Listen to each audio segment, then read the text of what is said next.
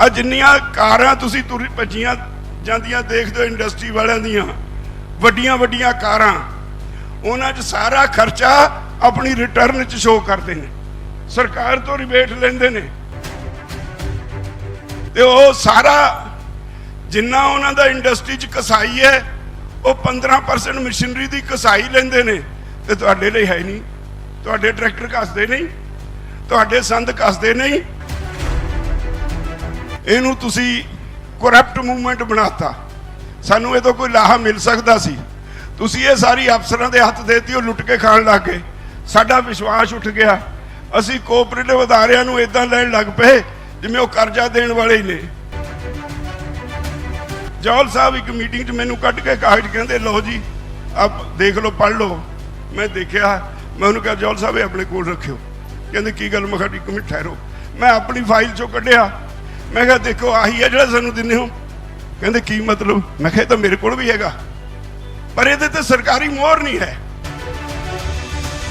ਮੋਹਰ ਲਾ ਕੇ ਦਿਓ ਕਾਗਜ਼ ਤਾਂ ਕਿ ਮੁੱਕਰ ਨਾ ਸਕੋ, ਅਸੀਂ ਲੋਕਾਂ ਨੂੰ ਦਿਖਾ ਸਕੀਏ ਠੱਗੀ ਕਿੱਥੇ ਲਾਉਣੇ ਹੋ। ਆਹ ਕਾਗਜ਼ ਨੂੰ ਤੁਸੀਂ ਕਹਿੰਦੇ ਹੋ ਖਬਰਾਂ ਕਿੱਥੋਂ ਲਿਖਿਆ ਹੋਇਆ? ਇਹ ਤੇ ਸਰਕਾਰੀ ਮੋਹਰ ਨਹੀਂ ਹੈ।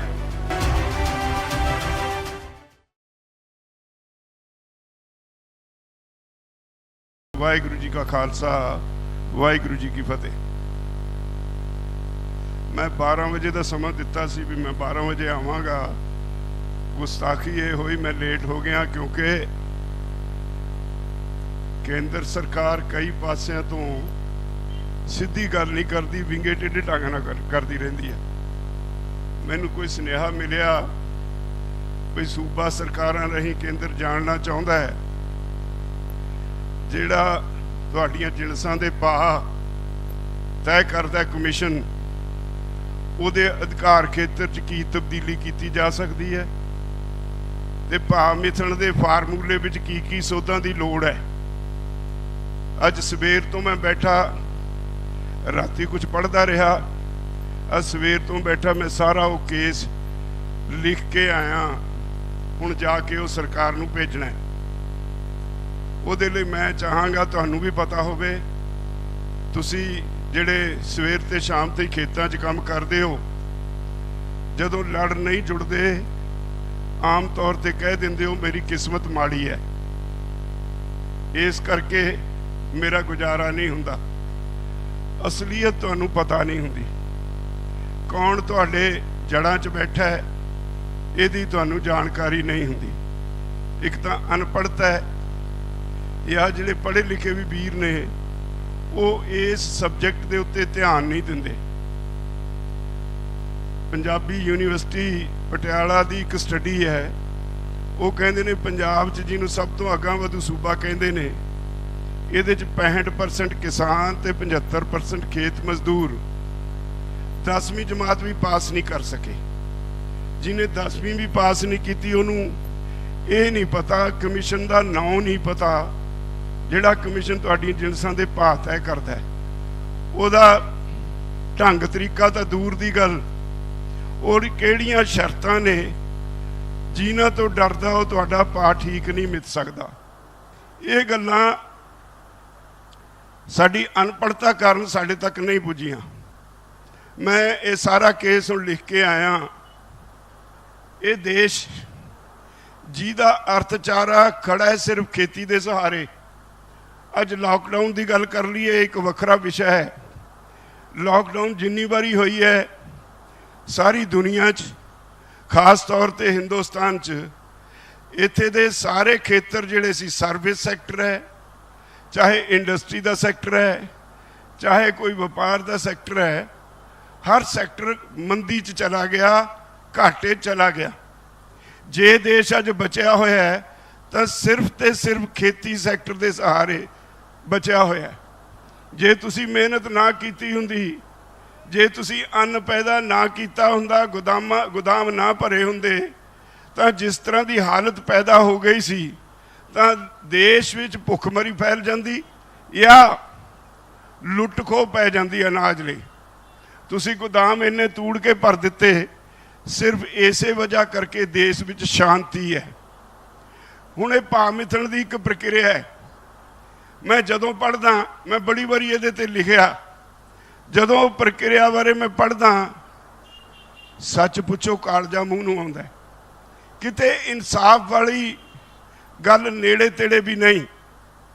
खेती लागत ते मुल कमीशन, जिहड़ा कमीशन तुहाडीआं जिनसां दे भाव मिथदा है, उहदे हत्थ बन्ने है, पैर बन्ने है, उहदे ते पाबंदियां ने बहुत सारियां लाइयां। तुसीं खेत च काम करदे हो, चाहिदा तो यह है बई शुरू तो तुहाडी कोई भी फसल है उहदे खर्चे बाउण तो लैके फसल घर आउण तक, मंडी जाण तक, जमीन का ठेका, तुहाडी मेहनत, ये सारा कुछ लेखा जोखा करके साइंटिफिकली उहदे उत्ते कुछ मुनाफा दिता जाए, जिहदे नाल तुसीं अपना टब्बर पाल सको। हर धंधे विच लोकी मुनाफा कमाउंदे ने, वो मुनाफे नाल अपना घर चलाउंदे ने। तुहाडा सिर्फ किता इक्को है जिहदे च मुनाफा कोई सरकार ने छड्डिया नहीं। सरकार ने इहो जिहा तरीका बना लिया, जिहड़ियां सरकार दीयां जिम्मेवारियां वो तुहाडे सिर मड़ दित्तियां। कमीशन नूं कहा गया है भी तू सिफारिश करनी है, भा नहीं बनदा, वो सिफारिश करदा है। सिफारिश जाती है प्रधानमंत्री की आर्थिक मामलों की कमेटी कोलों, उत्थे सियासी तौर पर भा तय किया जाता है। कोई इहदा आधार कोई नहीं मन्निया जाता, इन्ना क जिहदे नाल लोकां नूं, अनपढ़ लोकां नूं तसल्ली जी हो जाए भाई तुहाडा भा बहुत वधाता। अजे मैं हुणे मैं पिछली बारी तुहानूं दस के गया सी, अगली झोने की भाव विच तुहाडा 72 रुपए क्विंटल का वाधा किया गया। दूजे पासे तुहानूं पता की कर दिता, DAP खाद दे 1 क्विंटल पिछे 1400 रुपया कट्ठा ही वधाता। 700 रुपया थैला DAP खाद का रेट वधाता। डीजल का रेट जद ही तो चोणा सी उदों थोड़े जिहा 10 दिन टिकिया रहा, उसदे बाद फिर छाला मारन लग पिया। कोई लेखा जोखा नहीं, ये किसी खाते च नहीं पैना। जिहड़ी रिपोर्ट हुण देती, हुण ते बाद जिहड़े खर्चे होने ने वो खर्चे किसी ने नहीं गिनने। फसल आउण तक जिहड़ा तुसीं फालतू खर्चा किया ये किसी लेखे जोखे च नहीं होना। सरकार ने DAP महंगा करता, यूरिया भी महंगा हो गया, जिहड़ियां कंपलैक्स खादां ने वो भी महंगियां हो गई, और इस तरह दुगने रेट करते एकदम। परसों चौथ की गल है, पहला 1 महीना पहला रेट वधे, उदों चोणा सी, मोदी ने घुरकी दे के कंपनियां चुप करातियां। 1 महीना चुप रहने तो बाद उन्होंने कहता हुण वधा लो, हुण वोटां पै गईयां, तो रेट वध गए, किसी लेखे च नहीं होने। और उन्होंने कमीशन नूं पाबंदी है बई तू सिफारिश करनी है, उदों इस गल का ख्याल रखी बई देश विच डिमांड ते सप्लाई का की हाल है, मंग किन्नी है, जिनस किन्नी है। हुण ये काम तो किसान का नहीं, वह तो बेचारा खेत च काम करदा है, उन्हें तो पैदा करके मंडी च ढेर ला देना, वह काम नहीं डिमांड सप्लाई का काम देखना, ये सरकार का काम है। किसान एक वड्डा वर्ग है, देश की कुल आबादी का 80% हिस्सा किसान ते खेत मजदूर अपनी ते अपने परिवार की रोटी खेती विचों जमीन चों कमाउंदा है। बाकी 20% आबादी कोई व्यापार करता है, कोई इंडस्ट्री है, कोई नौकरी करता है, अलग अलग सैक्टर ने। ते सरकार ते दबाव उन्हां लोकां दा वधदा है, तुहाडा नहीं। तुसीं 80% हो, तुहाडा सरकार ते कोई दबाव नहीं। इसलिए उन्होंने पाबंदी ला दी भी तू इस तरह भाव बनना जिहदे नाल महंगाई ना वधे। हुण महंगाई वधना या घटना ये तो सरकार के हत्थ च है ना। सरकार दीयां पॉलिसियां, हुण जिहड़ा नवां कानून बनाया है इहदे विच इसेंशियल कमोडिटीज़ एक्ट दे विच सारियां छूटां देतियां कॉरपोरेट्स नूं लुट्टण दियां। जिन्नी मर्जी महंगाई हो जाए, जे डबल हो जाएगा हो जाणगे रेट, फिर वो कहंदे सोचांगे, इन्हां बारे सोचांगे। जे तुहाडा भाव बनना है फिर कहंदे पाबंदी ला के रखनी है भी तुहाडे भाव दे नाल महंगाई ना वधे, भाव घटा दिओ ना जिहदे नाल महंगाई कंट्रोल च रखी जाए। बड़ा वड्डा एक हथियार है। फिर यह भी ख्याल रखना है दुनिया की मंडी च तुहाडी कणक दा, तुहाडे झोने दा ਭਾਅ ਕੀ ਆ ਉਹਦੇ ਨਾਲ ਵੀ ਮੁਕਾਬਲਾ ਕਰਨਾ ਹੈ। ਹੁਣ ਜਿਹੜੇ ਦੇਸ਼ਾਂ ਵਿੱਚ ਮੈਕਨਾਈਜ਼ਡ ਖੇਤੀ ਹੈ, ਜਿੱਥੇ ਲੱਖ ਲੱਖ ਏਕੜ ਦੇ ਫਾਰਮ ਨੇ, ਜਿੱਥੇ 500 ਏਕੜ ਤੋਂ 500 ਹਾਰਸ ਪਾਵਰ ਤੋਂ ਛੋਟਾ ਟਰੈਕਟਰ ਨਹੀਂ, ਜਿੱਥੇ ਲੇਬਰ ਕਾਸਟ ਹੈ ਹੀ ਨਹੀਂ, ਉਹਨਾਂ ਦੇ ਨਾਲ ਜੇ ਮੁਕਾਬਲਾ ਕਰੋ, ਉੱਥੇ ਤਾਂ ਉਹਨਾਂ ਦੀ ਤਾਂ ਕਾਸਟ ਹੀ ਘੱਟ ਹੈ। ਉਹਨਾਂ ਨੂੰ ਇਹਦੇ ਬਾਵਜੂਦ ਉੱਥੇ ਦੀਆਂ ਸਰਕਾਰਾਂ ਇੰਨੀ ਵੱਡੀ ਸਬਸਿਡੀ ਦਿੰਦੀਆਂ ਨੇ, ਨਕਦ ਸਬਸਿਡੀ ਦਿੰਦੀਆਂ ਨੇ ਵੀ ਉਹਦੇ ਸਹਾਰੇ ਖੇਤੀ ਚੱਲਦੀ ਹੈ। ਤੇ ਸਾਡੇ ਤਾਂ ਸਬਸਿਡੀ ਕੋਈ ਦਿੰਦਾ ਹੀ ਨਹੀਂ। ਸਾਡੇ ਕਦੇ ਕਿਸੇ ਨੇ ਜੇਬ 'ਚ ਪੈਸਾ ਪਾਇਆ ਸਰਕਾਰ ਨੇ ਭਈ ਤੁਹਾਨੂੰ ਘਾਟਾ ਪੈਂਦਾ ਲਓ ਤੁਹਾਨੂੰ 2000 ਰੁਪਇਆ ਏਕੜ ਦੇ ਦਿੱਤਾ? ਨਹੀਂ। ਪਰ ਮੁਕਾਬਲਾ ਉਹਨਾਂ ਨਾਲ ਕਰਨਾ ਹੈ ਜਿਨ੍ਹਾਂ ਨੂੰ 5-5000 ਰੁਪਇਆ ਏਕੜ, 10,000 ਰੁਪਇਆ ਏਕੜ ਸਰਕਾਰ ਜੇਬ 'ਚੋਂ ਸਬਸਿਡੀ ਦਿੰਦੀ ਹੈ। ਉਹਨਾਂ ਨਾਲ ਤੁਹਾਡਾ ਮੁਕਾਬਲਾ ਕਰਨਾ। ਕਹਿੰਦੇ ਇਹ ਖਿਆਲ ਰੱਖਣਾ ਹੈ ਭਈ ਉਹਨਾਂ ਦੀ ਜਿਹੜੀ ਪੈਦਾਵਾਰ ਹੈ ਤੇ ਤੁਹਾਡੀ ਪੈਦਾਵਾਰ, ਇਹਦਾ ਅੱਜ ਦੁਨੀਆ ਦੀ ਮੰਡੀ ਤੇ ਕੀ ਅਸਰ ਹੈ। ਇਸ ਲਈ ਤੁਹਾਡੇ ਭਾਅ ਨਹੀਂ ਵਧਾਉਣੇ। ਇਹ ਵੀ ਖਿਆਲ ਰੱਖਣਾ ਇੰਡਸਟਰੀ ਦੇ ਖਰਚੇ ਨਾ ਵੱਧ ਜਾਣ। ਦੱਸੋ, ਕੰਮ ਤੁਸੀਂ ਖੇਤੀ ਦਾ ਕਰਦੇ ਹੋ, ਤੁਹਾਡੀ ਜ਼ਿੰਮੇਵਾਰੀ ਹੈ ਇੰਡਸਟਰੀ ਦੇ ਖਰਚਿਆਂ ਤੇ ਕੰਟਰੋਲ ਕਰਨਾ। ਸਰਕਾਰ ਦੀ ਜ਼ਿੰਮੇਵਾਰੀ ਹੈ ਜਾਂ ਇੰਡਸਟਰੀ ਲਾਉਣ ਵਾਲੇ ਦੀ ਜ਼ਿੰਮੇਵਾਰੀ ਹੈ? ਉਹ ਆਪਣਾ ਘਰ ਸੰਭਾਲੇ। ਇਹਦੀ ਜ਼ਿੰਮੇਵਾਰੀ ਕਿਸਾਨ ਤੇ ਕਿਉਂ ਪਾਈ ਹੈ? ਇਹ ਮੇਰੇ ਸਮਝ ਤੋਂ ਬਾਹਰ ਹੈ। ਉਹ ਕਹਿੰਦੇ ਨੇ ਜਦੋਂ ਇੰਡਸਟਰੀ ਵਾਲੇ ਸਾਲ ਬਾਅਦ ਰਿਟਰਨ ਫਾਈਲ ਕਰਦੇ ਨੇ, ਸਾਨੂੰ ਪਤਾ ਨਹੀਂ ਅਸਲ ਵਿੱਚ ਅਸੀਂ ਅਣਜਾਣ ਅਨਪੜ੍ਹਾਂ, ਉਹਨਾਂ ਦੀ ਮਸ਼ੀਨਰੀ ਦੀ ਘਸਾਈ 15% ਸਰਕਾਰ ਦੇ ਖਾਤੇ 'ਚ ਪਾ ਦਿੰਦੇ ਨੇ। ਆ ਜਿੰਨੀਆਂ ਕਾਰਾਂ ਤੁਸੀਂ ਤੁਰ ਭੱਜੀਆਂ ਜਾਂਦੀਆਂ ਦੇਖਦੇ ਹੋ ਇੰਡਸਟਰੀ ਵਾਲਿਆਂ ਦੀਆਂ, ਵੱਡੀਆਂ ਵੱਡੀਆਂ ਕਾਰਾਂ, ਉਹਨਾਂ 'ਚ ਸਾਰਾ ਖਰਚਾ ਆਪਣੀ ਰਿਟਰਨ 'ਚ ਸ਼ੋਅ ਕਰਦੇ ਨੇ, ਸਰਕਾਰ ਤੋਂ ਰਿਬੇਟ ਲੈਂਦੇ ਨੇ। ਤੇ ਉਹ ਸਾਰਾ ਜਿੰਨਾ ਉਹਨਾਂ ਦਾ ਇੰਡਸਟਰੀ 'ਚ ਘਸਾਈ ਹੈ, ਉਹ 15% ਮਸ਼ੀਨਰੀ ਦੀ ਘਸਾਈ ਲੈਂਦੇ ਨੇ। ਤੇ ਤੁਹਾਡੇ ਲਈ ਹੈ ਨਹੀਂ। ਤੁਹਾਡੇ ਟਰੈਕਟਰ ਘਸਦੇ ਨਹੀਂ, ਤੁਹਾਡੇ ਸੰਦ ਘਸਦੇ ਨਹੀਂ, ਤੇ ਖੇਤੀ 'ਚ ਕਿਉਂ ਨਾ ਗਿਣੇ। ਸਾਡਾ ਚਲੋ ਇੱਕ ਫੈਕਟਰ ਦੇਖ ਲਓ, ਕੱਲਾ ਮਸ਼ੀਨਰੀ ਦੀ ਘਸਾਈ ਦਾ ਫੈਕਟਰ ਦੇਖ ਲਓ, ਕੱਲੇ ਕੱਲੇ ਘਰ ਨੂੰ ਸਾਲ ਦਾ ਮਸ਼ੀਨਰੀ ਦੀ ਘਸਾਈ ਤੇ 50,000 ਤੋਂ 1 ਲੱਖ ਰੁਪਏ ਦਾ ਖਰਚਾ ਹੈ।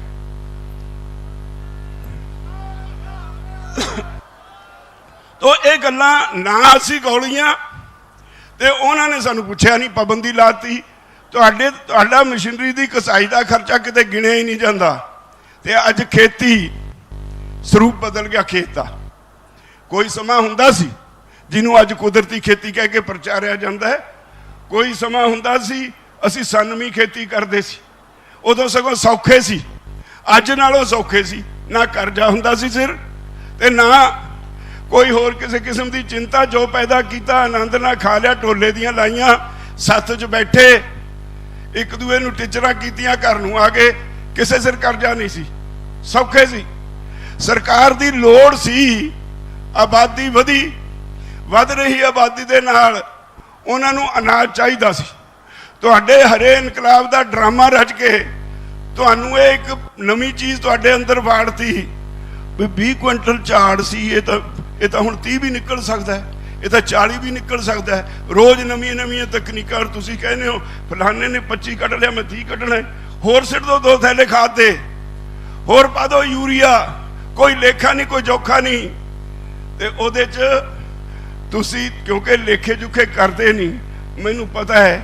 ਜੇ ਮੈਂ ਪੰਜਾਬ ਦੀ ਉਹ ਗੱਲ ਕਰਾਂ ਜਿਹੜਾ ਬਾਕੀ ਦੇ ਸਾਰੇ ਸੂਬਿਆਂ ਤੋਂ ਅੱਗਾਂ ਵਧੂ ਸੂਬਾ ਗਿਣਿਆ ਜਾਂਦਾ ਹੈ, 99% ਮੇਰੇ ਹਿਸਾਬ ਨਾਲ ਤਾਂ ਇਹ ਤੋਂ ਵੀ ਜ਼ਿਆਦਾ ਹੋਣਗੇ, ਪਰ ਮੈਂ 99% ਸਮਝਦਾ ਕਿਸਾਨ ਐਸੇ ਨੇ ਜਿਹੜੇ ਆਪਣੇ ਘਰ ਦੇ ਖਰਚੇ, ਖੇਤੀ ਦੇ ਖਰਚੇ ਲਿਖਦੇ ਹੀ ਨਹੀਂ। ਤੇ ਜਿਹਨੂੰ ਆਪਣੇ ਘਰ ਦਾ ਪਤਾ ਹੀ ਨਹੀਂ ਖਰਚਾ ਕਿੱਥੋਂ ਆਉਂਦਾ ਹੈ, ਤੇ ਉਹ ਫਿਰ ਜਦੋਂ ਫਸਲ ਲੰਘ ਜਾਂਦੀ ਹੈ ਉਹਦੇ ਬਾਅਦ ਮੱਤਾ ਪੜ ਕੇ ਬਹਿ ਜਾਂਦਾ ਹੈ। ਉਹਨੂੰ ਪਤਾ ਨਹੀਂ ਵੀ ਕਿੰਨਾ ਮੇਰਾ ਖਰਚਾ ਹੋਇਆ, ਆਮਦਨ ਕਿੰਨੀ ਹੋਈ, ਤੇ ਖਰਚਾ ਵਧਾ ਲੈਂਦਾ ਹੈ ਤੇ ਆਮਦਨ ਘੱਟ ਹੁੰਦੀ ਹੈ। ਤੇ ਆਮਦਨ ਲਈ ਉਹ ਦੋਸ਼ ਦਿੰਦਾ ਕੁਦਰਤ ਨੂੰ, ਉਹ ਦੋਸ਼ ਸਰਕਾਰ ਨੂੰ ਨਹੀਂ ਦਿੰਦਾ ਜਿਹਨੇ ਪਾਬੰਦੀ ਲਾਈ ਕਮਿਸ਼ਨ ਦੇ ਉੱਤੇ ਵੀ ਭਾਅ ਵਧਾਉਣਾ ਨਹੀਂ। ਜੇ ਭਾਅ ਵਧਾਇਆ ਇਹਦੇ ਨਾਲ ਮਹਿੰਗਾਈ ਹੋ ਜੂ।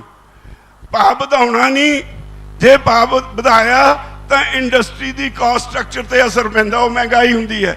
ਭਾਅ ਵਧਾਉਣਾ ਨਹੀਂ, ਇਹਦੇ ਨਾਲ ਇੰਪੋਰਟ ਐਕਸਪੋਰਟ ਪ੍ਰਭਾਵਿਤ ਹੁੰਦੀ ਹੈ। ਵਿਦੇਸ਼ਾਂ ਨਾਲ ਵਪਾਰ ਕਰਨਾ, ਉਹ ਵਪਾਰ ਜਿਹੜਾ ਹੈ ਉਹ ਵੀ ਪ੍ਰਭਾਵਿਤ ਹੁੰਦਾ ਹੈ। ਕਹਿੰਦੇ ਇਸ ਕਰਕੇ ਭਾਅ ਨਹੀਂ ਵਧਾਉਣਾ। ਇਹ ਸਾਰੀਆਂ ਪਾਬੰਦੀਆਂ ਲਾ ਕੇ ਤੁਹਾਨੂੰ ਅੱਜ ਗਰੀਬੀ ਦੇ ਮੂੰਹ 'ਚ ਧੱਕਤਾ, ਤੁਹਾਡੇ ਸਿਰ ਚੜ ਗਿਆ ਕਰਜ਼ਾ, ਤੇ ਅਸੀਂ ਫੇਰ ਉੱਤੇ ਆ ਕੇ ਪੈਰ ਪੈਰ ਤੇ ਵਿਤਕਰਾ, ਪੈਰ ਪੈਰ ਤੇ ਤੁਹਾਡੇ ਨਾਲ ਧੋਖਾ, ਕਿਉਂਕਿ ਅਸੀਂ ਸਮਝਦੇ ਨਹੀਂ। ਸਾਡੇ ਆ ਜਿਹੜੇ ਤਨੰਤਰ ਬਹੁਤੇ ਤਾਂ ਗੁਜਰਾਤੀ ਉਹ ਨੇ ਜਿਹੜੇ ਪੈਸਾ ਲੈ ਕੇ ਭੱਜੇ ਨੇ, ਜਿਹੜੇ ਕੋਈ ਪਤਾ ਨਹੀਂ ਮੋਰਸੀ ਪਤਾ ਨਹੀਂ ਕੀ ਕੁਛ ਆ ਨਾ ਉਹਨਾਂ ਦੇ, ਜਿਹੜੇ ਹਜ਼ਾਰਾਂ ਕਰੋੜ ਰੁਪਈਆ ਕੱਲਾ ਕੱਲਾ ਲੈ ਕੇ ਇੱਥੋਂ ਭੱਜ ਗਿਆ ਮੋਦੀ ਦੇ ਚੇਲੇ। ਤੇ ਤੁਹਾਡਾ ਜੇ ਕਿਤੇ, ਇਹ ਤਾਂ ਮੈਨੂੰ ਯਾਦ ਹੈ ਅਸੀਂ ਜਥੇਬੰਦੀ ਵੱਲੋਂ ਲੜਿਆ ਕਰਦੇ ਸੀ, ਬਰਨਾਲਾ ਸਰਕਾਰ ਵੇਲੇ ਕੋਆਪਰੇਟਿਵ ਦੀ 67 ਧਾਰਾ ਅਸੀਂ ਸਸਪੈਂਡ ਕਰਵਾਈ ਸੀ। ਨਹੀਂ, ਤੁਸੀਂ ਤੂੜੀ ਦੇ ਕੋਠਿਆਂ 'ਚ ਲੁਕਦੇ ਹੁੰਦੇ ਸੀ ਜਦੋਂ ਵਸੂਲੀ ਵਾਸਤੇ LBO ਜਾਂਦਾ ਸੀ ਜਾਂ ਕੋਆਪਰੇਟਿਵ ਸੁਸਾਇਟੀ ਦਾ ਇੰਸਪੈਕਟਰ ਆਉਂਦਾ ਸੀ, ਤੁਹਾਡੇ ਵਾਰੰਟ ਲੈ ਕੇ, ਉਹਨਾਂ ਨੂੰ ਅਧਿਕਾਰ ਸੀ, ਤੁਸੀਂ ਲੁਕਦੇ ਹੁੰਦੇ ਸੀ। ਅਸੀਂ ਬਰਨਾਲਾ ਸਰਕਾਰ ਵੇਲੇ ਐਜੀਟੇਸ਼ਨ ਲੜੀ, ਅਸੀਂ ਕਿਹਾ ਕਿਸਾਨ ਨੂੰ ਜ਼ਲੀਲ ਕਿਉਂ ਕਰਦੇ ਹੋ? ਉਹ ਬਾਕੀ ਦੇ ਲੋਕ ਵੀ ਨੇ, ਕਿਸੇ ਹੋਰ ਕਰਜ਼ਾ ਲੈਣ ਵਾਲੇ ਵਾਸਤੇ ਇਦਾਂ ਵਾਰੰਟ ਨਹੀਂ ਨਿਕਲਦੇ ਜਿਵੇਂ ਤੁਹਾਡੇ ਨਿਕਲਦੇ ਨੇ। ਤੇ ਉਦੋਂ ਫਿਰ ਇਹ ਧਾਰਾ 67 ਸਸਪੈਂਡ ਹੋਈ। ਮੈਨੂੰ ਯਾਦ ਹੈ ਬਰਨਾਲਾ ਸਰਕਾਰ ਵੇਲੇ ਮੈਂ ਇੱਕ ਵਾਰੀ ਬਰਨਾਲੇ ਨੂੰ ਕਿਹਾ ਵੀ ਬਰਨਾਲਾ ਸਾਹਿਬ ਆ ਕੋਆਪਰੇਟਿਵ ਸਾਡੀ ਜਿੰਦ ਜਾਨ ਸੀ, ਇਹਨੂੰ ਤੁਸੀਂ ਕਰਪਟ ਮੂਵਮੈਂਟ ਬਣਾਤਾ, ਸਾਨੂੰ ਇਹ ਤੋਂ ਕੋਈ ਲਾਹਾ ਮਿਲ ਸਕਦਾ ਸੀ, ਤੁਸੀਂ ਇਹ ਸਾਰੀ ਅਫਸਰਾਂ ਦੇ ਹੱਥ ਦੇਤੀ, ਉਹ ਲੁੱਟ ਕੇ ਖਾਣ ਲੱਗ ਗਏ, ਸਾਡਾ ਵਿਸ਼ਵਾਸ ਉੱਠ ਗਿਆ। ਅਸੀਂ ਕੋਆਪਰੇਟਿਵ ਅਦਾਰਿਆਂ ਨੂੰ ਇਦਾਂ ਲੈਣ ਲੱਗ ਪਏ ਜਿਵੇਂ ਉਹ ਕਰਜ਼ਾ ਦੇਣ ਵਾਲੇ ਹੀ ਨੇ, ਵੀ ਕਰਜ਼ਾ ਲਿਆ ਉਹਦੇ ਬਾਅਦ ਜਿਹੜੇ ਮਰਜ਼ੀ ਖੂਹ 'ਚ ਡਿੱਗੇ, ਮੇਰਾ ਉਹਦੇ ਨਾਲ ਕੋਈ ਸੰਬੰਧ ਨਹੀਂ। ਮੈਂ ਉਹਨਾਂ ਨੂੰ ਕਿਹਾ ਵੀ ਇਹ ਸਾਰਾ ਕਾਨੂੰਨ ਨਵੇਂ ਸਿਰੇ ਤੇ ਲਿਖਣ ਵਾਲਾ ਹੈ। ਉਹਨਾਂ ਨੇ ਇੱਕ ਕਮੇਟੀ ਬਣਾਤੀ, ਉਹਦੇ 'ਚ ਬਾਕੀ ਸਾਰੇ MLA, ਮੈਂ ਇਕੱਲਾ ਐਸਾ ਸੀ ਜਿਹੜਾ MLA ਨਹੀਂ ਸੀ। ਉਹ ਸਾਰੀ ਕਮੇਟੀ, ਥੋੜੀ ਦੇਰ ਬਾਅਦ 2 ਕਮੇਟੀਆਂ ਹੋਈਆਂ, ਇਹਨਾਂ ਦਾ ਕੰਮ ਢੰਗ ਵੀ ਤੁਹਾਨੂੰ ਦੱਸਦੇ ਹਾਂ। ਉਹ ਕਹਿਣ ਲੱਗ ਪਏ ਜੀ ਫਿਰ ਕਮੇਟੀ ਟੂਰ ਤੇ ਕਦੋਂ ਜਾਊ, ਟੂਰ ਕਰਾਓ ਕਮੇਟੀ ਨੂੰ। ਤੇ ਮੈਂ ਚੁੱਪ ਕਰਕੇ ਬੈਠਾ ਰਿਹਾ। ਕਦੇ ਕਦਾਈ ਮੈਂ ਹੱਸ ਪਿਆ ਕਰਾਂ।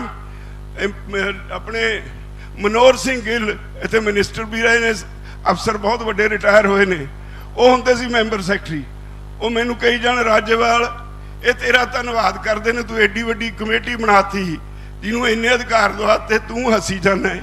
ਮੈਂ ਕਿਹਾ ਮੈਂ ਹੋਰ ਰੋਵਾਂ, ਜਦ ਮੇਰੀ ਵਾਰੀ ਆਊ ਮੈਂ ਦੱਸੂ। ਮੇਰੀ ਵਾਰੀ ਆਈ, ਮੈਂ ਉਹਨਾਂ ਨੂੰ ਪੁੱਛਿਆ ਬਈ ਐਂ ਕਰੋ, ਜੇ ਇਹਨਾਂ ਨੇ ਜਾਣਾ ਸਰਕਾਰੀ ਖਰਚੇ ਤੇ ਸੈਰ ਕਰਨ ਇਹਨਾਂ ਨੂੰ ਭੇਜ ਦਿਓ, ਮੈਂ ਤਾਂ ਜਾਣਾ ਨਹੀਂ, ਮੈਂ ਤਾਂ ਟੂਰ ਟਾਰ ਕਰਨਾ ਨਹੀਂ।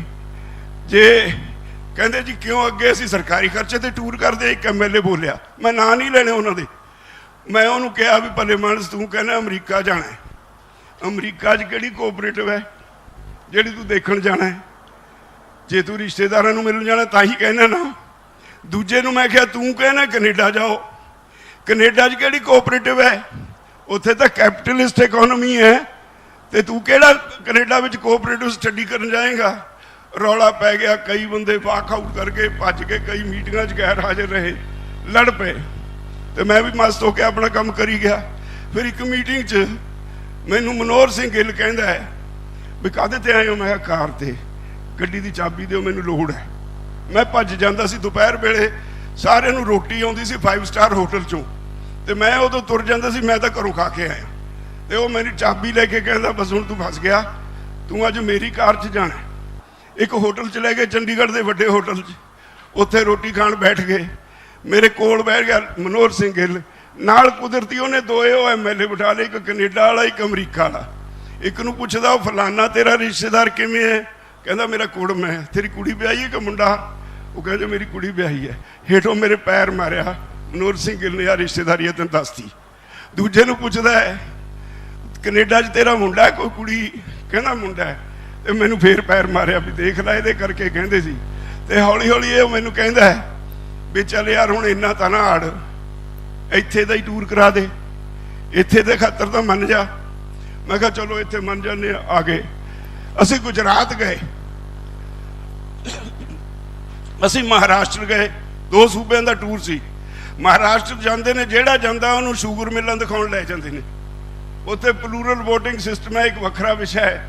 ਉਹਦੇ ਵਿੱਚ ਜਿਹੜੇ ਪਰਿਵਾਰਾਂ ਦਾ ਕਬਜ਼ਾ ਹੋ ਗਿਆ ਮਿਲਾਂ ਤੇ ਹੋ ਗਿਆ ਕੋਆਪਰੇਟਿਵ ਉਹਨਾਂ ਦੀ, ਤੇ ਇੱਥੇ ਗੁਜਰਾਤ ਵਿੱਚ ਸਹੀ ਅਰਥਾਂ 'ਚ ਕੋਆਪਰੇਟਿਵ ਚੱਲਦੀ ਹੈ। ਆ ਜਿਹੜੀ ਦੁੱਧ ਦੀ ਇੱਥੇ ਆਪਣੇ ਵੀ ਆ ਗਈ ਡੇਅਰੀ ਗੁਜਰਾਤ ਦੀ, ਤੇ ਅਮੁਲ ਡੇਅਰੀ ਦਾ ਮੈਂ ਉਹਨਾਂ ਦੇ ਵਿਜ਼ਿਟ ਕੀਤਾ, ਦੇਖਿਆ ਪਿੰਡਾਂ ਵਿੱਚ ਜਿਹੜੇ ਦੁੱਧ ਪਾਉਣ ਆਉਂਦੇ ਨੇ, ਕੋਈ 1 ਕਿਲੋ ਕੋਈ 2 ਕਿਲੋ। ਮਾਈਆਂ ਨੂੰ ਮੈਂ ਪੁੱਛਿਆ ਵੀ ਬੀਬੀ ਆ ਦੱਸ, ਜਿਹੜਾ ਤੂੰ ਕਿਲੋ ਦੁੱਧ ਪਾਇਆ ਇਹਦਾ ਤੇਰੀ ਸੁਸਾਇਟੀ ਦਾ ਤੈਨੂੰ ਕੋਈ ਜਾਣਕਾਰੀ ਹੈ? ਕਹਿੰਦੀ ਪੁੱਛ ਕੀ ਪੁੱਛਣਾ, ਮੈਨੂੰ ਪਤਾ ਮੇਰੀ ਸੁਸਾਇਟੀ 'ਚ ਹੁਣ ਤੱਕ ਇੰਨਾ ਦੁੱਧ ਇਕੱਠਾ ਹੋਇਆ, ਮੇਰੀ ਸੁਸਾਇਟੀ ਦੀ ਐਵਰੇਜ ਫੈਟ ਅੱਜ ਇੰਨੀ ਹੈ, ਮੇਰੀ ਸੁਸਾਇਟੀ ਦੀ ਐਵਰੇਜ SNF ਇੰਨੀ ਹੈ। ਮੈਂ ਕਿਹਾ ਸੈਕਟਰੀ ਆ ਜਿਹੜਾ ਤੁਹਾਡਾ ਸਾਹਿਬ ਬੈਠਾ, ਇਹ ਸਾਹਿਬ ਕਿੱਥੋਂ? ਕਹਿੰਦੀ ਇਹ ਤਾਂ ਸਾਡਾ ਨੌਕਰ ਹੈ, ਸੁਸਾਇਟੀ ਦੇ ਮਾਲਕ ਅਸੀਂ ਹਾਂ, ਇਹ ਸਾਡਾ ਨੌਕਰ ਹੈ, ਜੇ ਗੜਬੜ ਕਰੂ ਕੱਢ ਦਿਆਂਗੇ। ਤੇ ਮੈਨੂੰ ਖੁਸ਼ੀ ਹੋਈ। ਮੈਂ ਦੁਪਹਿਰ ਵੇਲੇ ਮੀਟਿੰਗ ਹੋਈ, ਅਫਸਰ ਬੈਠੇ ਸੀ ਮਹਾਰਾਸ਼ਟਰ ਦੇ ਤੇ ਕੋਆਪਰੇਟਿਵ ਦੇ। ਸਾਨੂੰ 1 ਦਿਨ ਪਹਿਲਾਂ ਉਹਨਾਂ ਨੇ ਆਪਣੇ ਕਾਨੂੰਨ ਦੀਆਂ ਕਾਪੀਆਂ ਦੇ ਦਿੱਤੀਆਂ ਵੀ ਇਹਨੂੰ ਪੜ੍ਹ ਲਓ। ਉਹਦੇ ਵਿੱਚ 67 ਨਹੀਂ ਸੀ। ਮੈਂ ਉਹਨਾਂ ਨੂੰ ਕਿਹਾ ਵੀ ਮੈਨੂੰ ਇਹ ਦੱਸਿਓ, ਸਾਡੇ ਤਾਂ ਜੇ ਕਰਜ਼ਾ ਨਾ ਮੋੜੇ ਕਿਸਾਨ ਤਾਂ 67 'ਚ ਫੜ ਕੇ ਅੰਦਰ ਦੇ ਦਿੰਦੇ ਆ, ਤੁਹਾਡੇ ਇਹੀ ਜੀ ਧਾਰਾ ਕਿਉਂ ਨਹੀਂ ਕੋਈ ਕਾਨੂੰਨ 'ਚ? ਉਹਨਾਂ ਦੇ ਇੱਕ ਸੀਨੀਅਰ ਅਧਿਕਾਰੀ, ਮੈਨੂੰ ਉਹਦੇ ਸ਼ਬਦ ਅੱਜ ਤੇ ਯਾਦ ਨੇ, ਮੈਂ ਨਹੀਂ ਭੁੱਲਿਆ, ਸ਼ਾਇਦ ਮੈਂ ਮਰਨ ਤੱਕ ਭੁੱਲੂੰਗਾ ਵੀ ਨਹੀਂ। ਉਹ ਮੈਨੂੰ ਕਹਿੰਦਾ we are not masters of cooperatives, we are guides to the cooperators. ਅਸੀਂ ਮਾਲਕ ਨਹੀਂ ਕੋਆਪਰੇਟਿਵ ਦੇ, ਅਸੀਂ ਇਹਨਾਂ ਦੇ ਗਾਈਡ ਹਾਂ ਜਿਹੜੇ ਕੋਆਪਰੇਟਿਵ ਦੇ ਮਾਲਕ ਨੇ। ਮਾਲਕ ਕਿਸਾਨ ਨੇ, ਜੇ ਗਲਤ ਕਰਨਗੇ ਸਾਡੀ ਡਿਊਟੀ ਹੈ ਇਹਨਾਂ ਨੂੰ ਦੱਸ ਦਈਏ ਵੀ ਭਾਈ ਆਹ ਗਲਤ ਕਰ ਰਹੇ ਹੋ, ਇਹਦੇ ਨਾਲ ਤੁਹਾਡੀ ਸੁਸਾਇਟੀ 'ਚ ਆਹ ਨੁਕਸਾਨ ਹੋ ਜੂ, ਘਾਟਾ ਪੈ ਜੂ, ਤੁਸੀਂ ਇਹ ਗਲਤ ਕੰਮ ਨਾ ਕਰੋ। ਤੇ ਜੇ ਨਾ ਹਟਣ ਫਿਰ ਇਹ ਮਾਲਕ ਨੇ ਇਹ ਭੁਗਤਣਗੇ, ਅਸੀਂ ਤਾਂ ਗਾਈਡ ਕਰਨ ਵਾਲੇ ਹਾਂ। ਸਾਡੇ ਇੱਥੇ ਕੋਆਪਰੇਟਿਵ ਦਾ ਇੰਸਪੈਕਟਰ ਹੋਵੇ, ਭਾਵੇਂ ਪਿੰਡ ਦੀ ਸੁਸਾਇਟੀ ਦਾ ਸੈਕਟਰੀ ਹੋਵੇ, ਉਹ ਸਭ ਕੁਝ ਅੱਧਿਆਂ ਦੀਆਂ ਕਾਪੀਆਂ ਸਾਡੀਆਂ ਉਹਦੇ ਕੋਲੇ ਪਈਆਂ ਰਹਿੰਦੀਆਂ। ਲੋਨ ਲੈਣ ਵਾਲੀਆਂ ਕਾਪੀਆਂ ਵੀ ਘਰ ਨਹੀਂ ਲੈ ਕੇ ਆਉਂਦੇ, ਉਹਦੇ ਕੋਲੇ ਪਈਆਂ ਰਹਿੰਦੀਆਂ। ਜਦੇ ਪਤਾ ਲੱਗਦਾ ਜਦ ਫਰਾਡ ਹੋ ਜਾਂਦਾ, ਫਿਰ ਸਾਰਾ ਪਿੰਡ ਪਿੱਟਦਾ ਫਿਰਦਾ। ਇੰਨਾ ਕੁ ਅਸੀਂ ਕੋਆਪਰੇਟਿਵ ਨੂੰ ਸਮਝਦੇ ਹਾਂ। ਤੇ ਇਹ ਹਾਲ ਇਸ ਕਰਕੇ ਹੋਇਆ ਭਈ ਅਸੀਂ ਸਾਰੇ ਅਵੇਸਲੇ ਅੰਨ ਪੈਦਾ ਕਰਨ ਵਾਲੇ ਸੰਦ ਬਣ ਕੇ ਰਹਿ ਗਏ। ਸਰਕਾਰ ਨੂੰ ਤੁਸੀਂ ਚਾਹੀਦੇ ਸੀ ਸੰਦ ਉਹਨਾਂ ਨੇ ਤੁਹਾਨੂੰ ਬਣਾ ਲਿਆ। ਤੁਹਾਨੂੰ ਆਪਣੇ ਘਰ ਦਾ ਨਹੀਂ ਪਤਾ, ਤੁਹਾਡੀ ਖੇਤੀ ਦਾ ਨਹੀਂ ਪਤਾ, ਤੁਹਾਡੇ ਬੱਚਿਆਂ ਦਾ ਨਹੀਂ ਪਤਾ। ਹੋਇਆ ਇਹ ਜਦੋਂ ਹਰਾ ਇਨਕਲਾਬ ਆਇਆ, ਇੱਕ ਵਾਰੀ ਆਮਦਨ ਵਿੱਚ ਬੂਮ ਜਿਹਾ ਆ ਗਿਆ, ਆਮਦਨ ਚੰਗੀ ਹੋ ਗਈ। ਮੈਂ ਉਹ ਸਮਾਂ ਦੇਖਿਆ ਜਦੋਂ ਪਿੰਡਾਂ 'ਚ ਕੋਠੇ ਕੱਚੇ ਹੁੰਦੇ ਸੀ, ਉਹ ਕੱਚਿਆਂ ਤੋਂ ਪੱਕੇ ਬਣ ਗਏ, ਤੁਸੀਂ ਬੜੇ ਬੜੇ ਤਵੇਲੇ ਪਾ ਲਏ। ਫਿਰ ਪੰਜਾਬ ਥੋੜਾ ਜਿਹਾ ਦਿਸਣ ਲੱਗ ਪਿਆ, ਫਿਰ ਕੋਈ ਟਾਵਾਂ ਟੇਲਾ ਬਾਹਰ ਜਾਣ ਲੱਗ ਪਿਆ। ਅੱਜ ਤਾਂ ਬਹੁਤ ਚਲੇ ਗਏ, ਸਾਰਿਆਂ ਨੇ ਕੋਠੀਆਂ ਪਾ ਲੀਆਂ। ਮੈਨੂੰ ਯਾਦ ਆਉਂਦੀ ਆ ਗੱਲ ਗਿਆਨੀ ਜੈਲ ਸਿੰਘ ਦੀ। ਉਹ ਜਦੋਂ ਹੋਮ ਮਿਨਿਸਟਰ ਬਣਿਆ ਇੱਥੇ ਦਿੱਲੀ ਆਇਆ, ਉਹਨੂੰ ਪ੍ਰੈਸ ਵਾਲੇ ਨੇ ਪੁੱਛਿਆ ਵੀ ਗਿਆਨੀ ਜੀ ਪੰਜਾਬੀ ਬਹੁਤ ਅਮੀਰ ਨੇ। ਉਹ ਕਹਿੰਦਾ ਉਹ ਨਹੀਂ, ਪੰਜਾਬੀਆਂ ਨੂੰ ਸਮਝਣ ਦੀ ਕੋਸ਼ਿਸ਼ ਕਰੋ, ਇਹਨਾਂ 'ਚ ਇੱਕ ਖੂਬੀ ਹੈ, ਨਾ ਮਾੜਾ ਪਹਿਨਦੇ ਨੇ ਨਾ ਮਾੜਾ ਖਾਂਦੇ ਨੇ, ਚੰਗਾ ਪਹਿਨਦੇ ਨੇ ਚੰਗਾ ਖਾਂਦੇ ਨੇ, ਝੁੱਗੇ 'ਚ ਭਾਵੇਂ ਕੱਖ ਨਾ ਹੋਵੇ, ਚਾਹੇ ਕਰਜ਼ਾ ਸਿਰ ਤੱਕ ਡੁੱਬਿਆ ਹੋਵੇ। ਇਹ ਦੋ ਗੱਲਾਂ ਨਹੀਂ ਇਹ ਛੱਡਦੇ। ਕਹਿੰਦਾ ਇਹ ਤਾਂ ਪਤਾ ਲੱਗਦਾ ਕਿਤਾਬਾਂ ਫੋਲ ਕੇ ਵੀ ਕਿੰਨਾ ਕਰਜ਼ਾ ਸਿਰ ਹੈ ਇਹਨਾਂ ਦੇ, ਉੱਦਾਂ ਨਹੀਂ ਇਹਨਾਂ ਦਾ ਪਤਾ ਲੱਗਦਾ। ਗਾਹਾਂ ਲਿਮਟਾਂ ਵਧਾਈ ਜਾਓ, ਹੋਰ ਕਰਜ਼ਾ ਲਈ ਜਾਣਗੇ। ਮੈਂ ਉਹ ਵੀ ਸਮਾਂ ਦੇਖਿਆ ਜਦੋਂ ਕੋਆਪਰੇਟਿਵ ਸੁਸਾਇਟੀਆਂ ਬਣੀਆਂ। ਮੇਰੇ ਪਿੰਡ ਵਿੱਚ ਸੈਕਟਰੀ ਜਿਹੜਾ ਸੀ ਉਹ ਸਾਡੇ ਪਿੰਡ ਦਾ ਸੀ, ਪੰਡਤ ਸੀ। ਕੋਈ ਕਰਜ਼ਾ ਲੈਣ ਨਹੀਂ ਸੀ ਜਾਂਦਾ ਹੁੰਦਾ, ਸ਼ਰਮ ਦਾ ਮਾਰਾ ਵੀ ਲੋਕਾਂ ਨੂੰ ਪਤਾ ਲੱਗ ਜੂ ਇਹਦੇ ਸਿਰ ਕਰਜ਼ਾ ਹੈ। ਤੇ ਜੇ ਕੋਈ ਉਹਦੇ ਮੱਝ ਨੂੰ ਪੱਠੇ ਸਿੱਟੇ ਆਉਂਦਾ ਸੀ, ਸਾਰੇ ਪਿੰਡ 'ਚ ਰੌਲਾ ਪੈ ਜਾਂਦਾ ਸੀ, ਉਹ ਫਲਾਣਾ ਸਿੱਟ ਕੇ ਆਇਆ ਪੱਠੇ, ਉਹਨੇ ਕਰਜ਼ਾ ਲਿਆ ਹੋ। ਏਦਾਂ ਸ਼ਰਮ ਹੁੰਦੀ ਸੀ। ਹੁਣ ਕੀ ਹੋ ਗਿਆ? ਹੁਣ ਅਸੀਂ ਪੁੱਛਦੇ ਫਿਰਦੇ ਹਾਂ ਤੂੰ ਕਿਹੜੀ ਬੈਂਕ ਤੋਂ ਕਰਜ਼ਾ ਲਿਆ? ਪੰਜਾਬ ਸਿੰਧ ਬੈਂਕ ਚੋਂ। ਕਿੰਨਾ ਦਿੱਤਾ ਹੈ? 1 ਕਰੋੜ। ਯਾਰ ਮੈਨੂੰ ਵੀ ਦਵਾ ਦੇ। ਹੁਣ ਤਾਂ ਐ ਮੁਕਾਬਲਾ ਕਰਦੇ ਆ ਕਰਜ਼ਾ ਲੈਣ ਲਈ। ਇਹ ਨਹੀਂ ਦੇਖਦੇ ਵੀ ਕਰਜ਼ਾ ਲੈਣ ਦੀ ਨੌਬਤ ਕਿਉਂ ਆਈ। ਕਰਜ਼ਾ ਲੈਣ ਦੀ ਨੌਬਤ ਇਸ ਕਰਕੇ ਆਈ, ਭਾਰਤ ਸਰਕਾਰ ਨੇ ਹਮੇਸ਼ਾ ਜਿਹਦੀ ਮਰਜ਼ੀ ਸਰਕਾਰ ਰਹੀ ਤੁਹਾਡੇ ਨਾਲ ਠੱਗੀ ਕੀਤੀ। ਤੁਹਾਡੇ ਭਾਅ ਮਿੱਥਣ ਵੇਲੇ ਠੱਗੀ ਤੁਹਾਡੇ ਨਾਲ ਹੁੰਦੀ ਰਹੀ।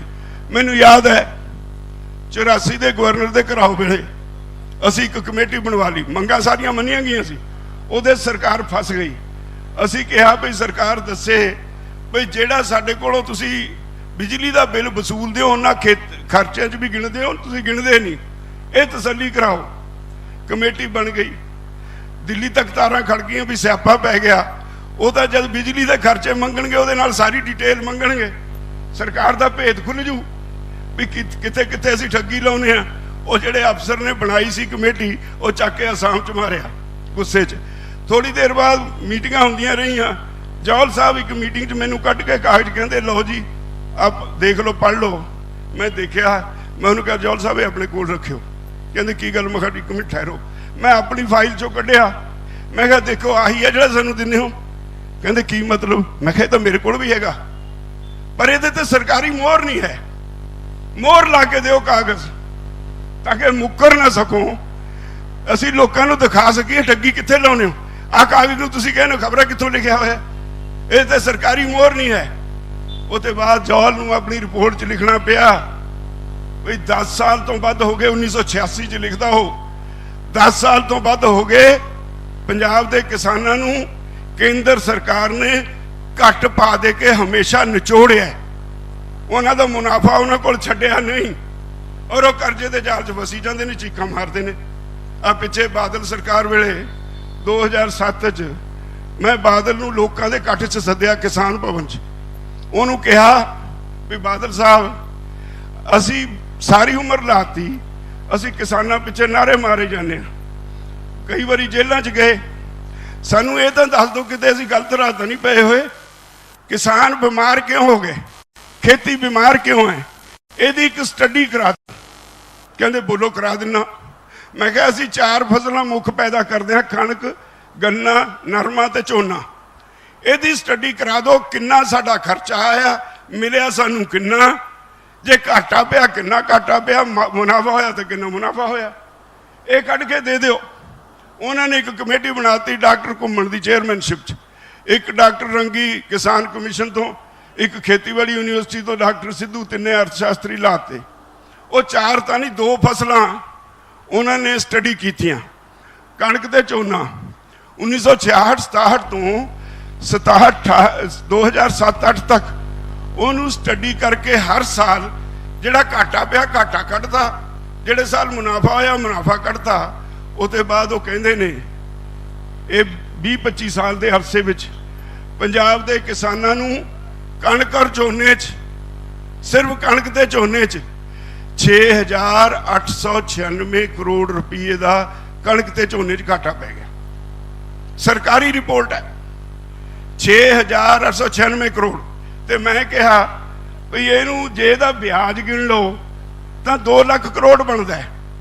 तो मैं बादल साहब ने कहा बादल साहब सरकारी रिपोर्ट आ गई, ये साडा तो तुहाडे वल 2 लाख करोड़ है, साडा सारा ही कर्जा कट लो, आड़तियां दा भी सारा 1.25 लाख करोड़ है, बाकी सानू वंड दो, जे कोई गरीब रह गया मैनू फड़ लिओ। तुहानू असल कहानी नहीं पता, तुसीं समझण दी कोशिश ही नहीं करते।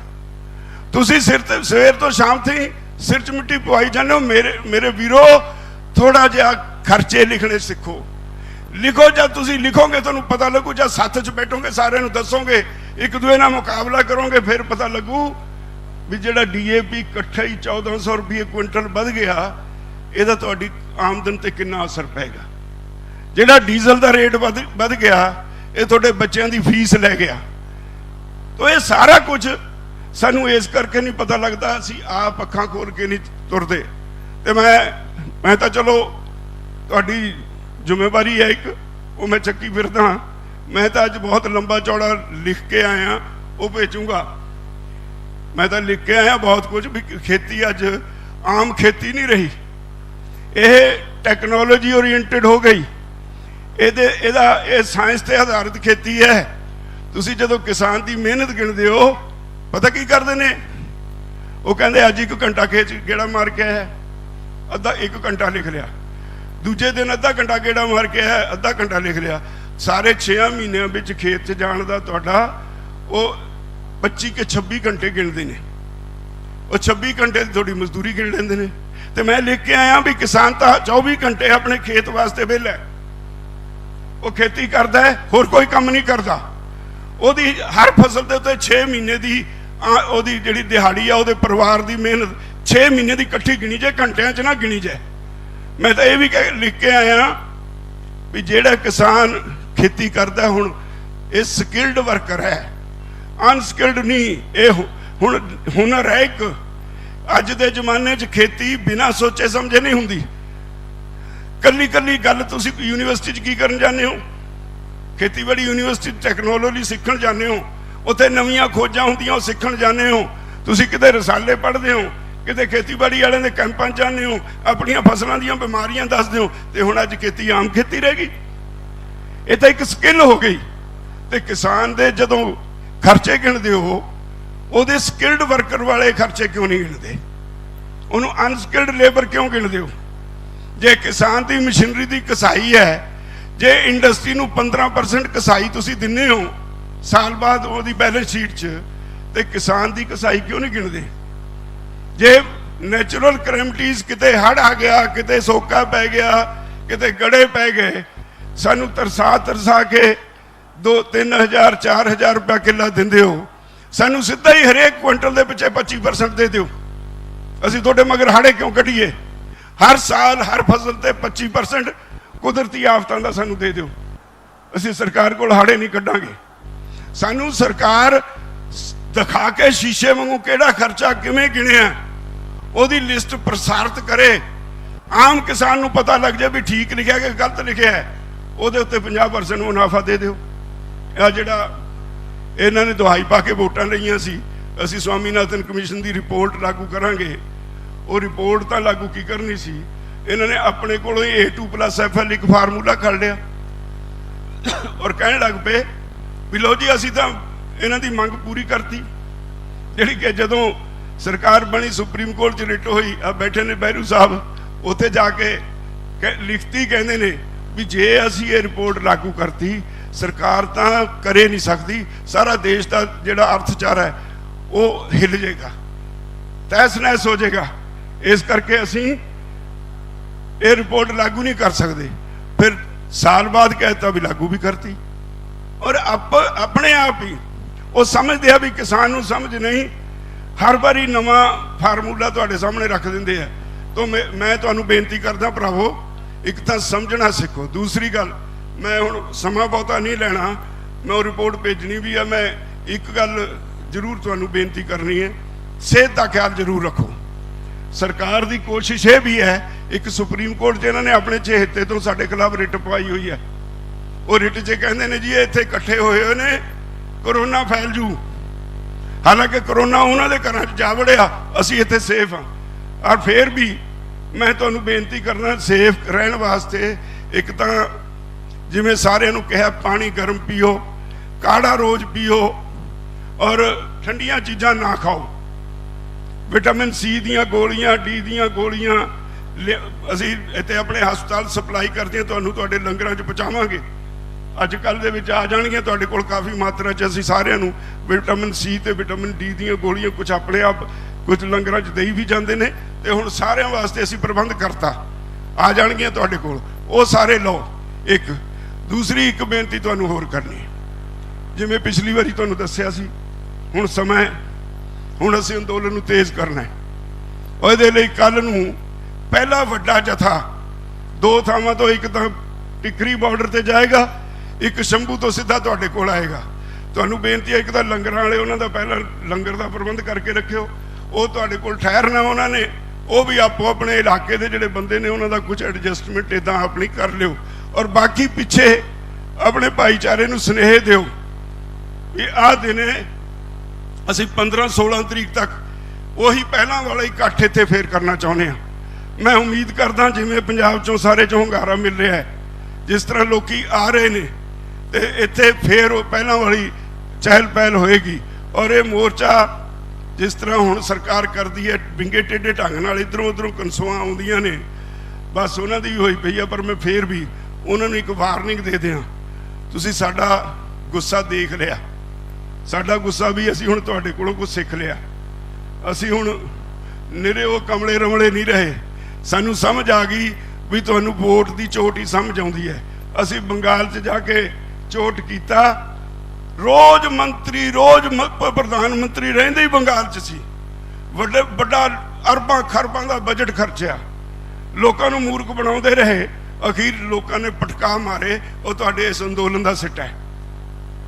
ਇਸੇ ਤਰ੍ਹਾਂ ਆ ਯੂਪੀ 'ਚ, ਇੱਥੇ ਤਾਂ ਹਾਲੇ ਅਸੀਂ ਗਏ ਨਹੀਂ, ਇਹ ਤਾਂ ਯੂਪੀ ਵਾਲੇ ਸਾਡੇ ਨਾਲ ਬੈਠੇ ਨੇ ਉੱਧਰ ਇੱਕ ਬਾਰਡਰ ਤੇ, ਉਹਦਾ ਸੇਕ ਇੰਨਾ ਪਹੁੰਚਿਆ यूपी 'ਚ ਜ਼ਿਲ੍ਹਾ ਪ੍ਰੀਸ਼ਦ ਦੀਆਂ ਪੰਚਾਇਤਾਂ ਦੀਆਂ ਚੋਣਾਂ 'ਚ ਇਹਨਾਂ ਨੂੰ ਵੱਧ ਤੋਂ ਵੱਧ 27-28% ਸੀਟਾਂ ਮਿਲੀਆਂ।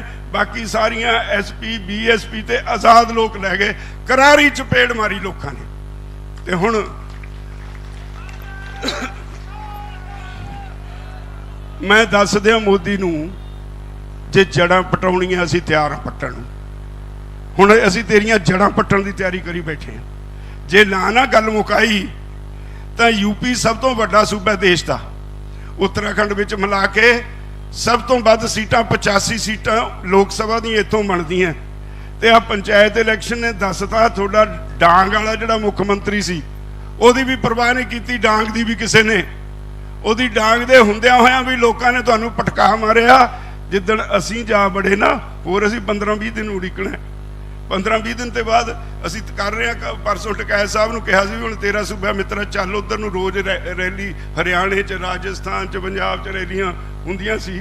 ਹੁਣ ਪੰਜਾਬ ਹਰਿਆਣੇ 'ਚ ਨਹੀਂ ਲੋੜ, ਹੁਣ ਤੇਰੇ ਸੂਬੇ 'ਚ ਆਉਣਾ ਹੈ। ਉਹ ਕਹਿੰਦਾ 15 ਤਰੀਕ ਲੰਘ ਜਾਣ ਤੋਂ ਦੇਖੋ, ਰੋਜ਼ ਇੱਕ ਜ਼ਿਲ੍ਹੇ 'ਚ ਹੋਇਆ ਕਰੂ ਰੈਲੀ, ਫਿਰ ਇਹਨਾਂ ਦੇ ਜੜ੍ਹਾਂ ਪੱਟਾਂਗੇ। ਮੋਦੀ ਸਰਕਾਰ ਲੱਭਣੀ ਨਹੀਂ ਕਿਤੇ। ਜੇ ਅਕਲ ਹੈ ਤਾਂ ਕਿਸਾਨਾਂ ਨੂੰ ਖੁਸ਼ ਕਰਕੇ ਘਰ ਨੂੰ ਤੋਰ ਦੇ, नहीं तो याद रखे ऐसिया जड़ा पट्टांगे मुड़ के 50 साल राज पाक ते नहीं आ सकणगे। तो मैं तुहाडा सारिਆਂ ਦਾ बहुत धन्नवादी हाँ ਜਿਹੜੇ ਤੁਸੀਂ ਇਹੀ जी गर्मी ਦੇ ਵਿੱਚ भी तप कर रहे हो। बीबियां बैठियां ਵਧਾਈ ਦਿੰਦੇ ਅੱਜ मदर्स डे ते। मां ਦਾ रुतबा बहुत ਵੱਡਾ रुतबा है। मां ਦੇ रुतबे ते गुरु साहब ने बड़ा कुछ कहा। मां ਦੇ रुतबे ते साडे विद्वानां ने बड़ा लिखिया।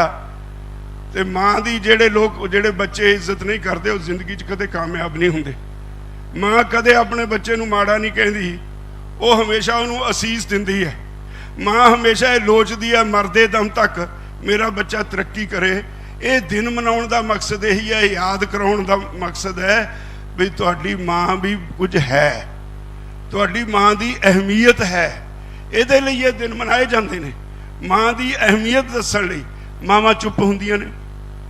ਤੁਸੀਂ ਕੁਰਕੀ ਲੈ ਕੇ ਪੈਨੇ ਹੋ, ਮਾਂ ਵਿਚਾਰੀ ਸੁੰਗੜ ਕੇ ਇੱਕ ਪਾਸੇ ਬਹਿ ਜਾਂਦੀ ਹੈ, ਤੁਹਾਨੂੰ ਕਹਿੰਦੀ ਕੁਝ ਨਹੀਂ। तो दुनिया के लोगों खास तौर पर नौजवानों माँ की इज्जत करनी सीख लो। इत्थे ही रब है, इत्थे ही सब कुछ है, ये ही सब कुछ मिल जाना है। तुसीं कदे जिंदगी च फेल नहीं होगे जे माँ का आशीर्वाद